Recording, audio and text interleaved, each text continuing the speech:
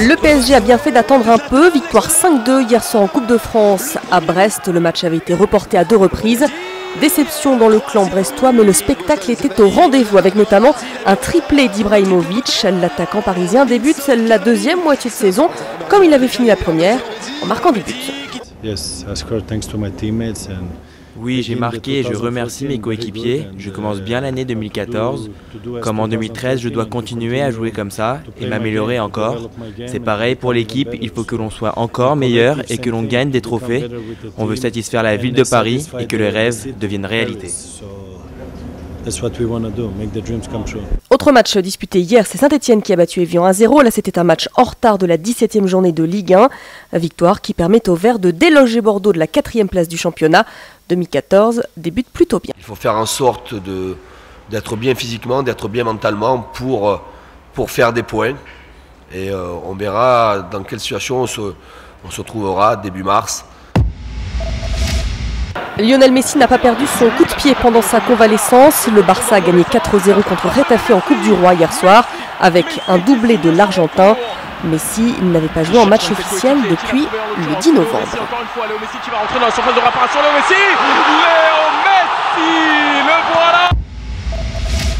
On appelle ça un couac ou alors mettre carrément les pieds dans le plat. Jérôme Valk, le secrétaire général de la FIFA, le numéro 2, a assuré que la Coupe du Monde 2022 au Qatar n'aurait pas lieu en été mais en hiver. La FIFA a rétro-pédalé pour lui.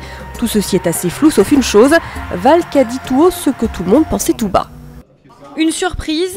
Pas tant que ça. Si Jérôme Valk a pris tout le monde de court hier, sa déclaration n'étonne personne. Jouer la Coupe du Monde en hiver fait partie des solutions proposées depuis la désignation du Qatar comme pays organisateur en 2010. Comme je dis, il ne le suce pas de son pouce, cette idée-là. Et si c'est permis de communiquer comme ça, c'est que c'est bien dans les tiroirs en ce moment. Mais j'imagine que ça va mettre un peu le feu un peu dans tout le domaine du football. Pourtant, avant Jérôme Valk, Seb Blatter a lui-même abordé le sujet en juillet dernier. Nous devons avoir le courage de faire jouer cette Coupe du Monde en hiver et de commencer dès maintenant à travailler sur l'impact que cela aura sur l'ensemble du calendrier international. Et il n'est pas le seul, Michel Platini aussi. Je suis en faveur du Qatar à 2 conditions. La Coupe du Monde devra avoir lieu en hiver et les Émirats voisins devront y être associés pour qu'elle concerne toute la région.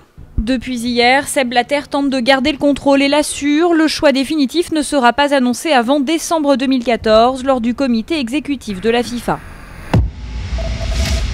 Thierry Omeyer a reçu le feu vert pour disputer l'Euro de handball. Il a été opéré du biceps en octobre. Le gardien peut donc reprendre l'entraînement, mais de là à être prêt à temps, il y a un pas que ne franchit pas Claude Onesta.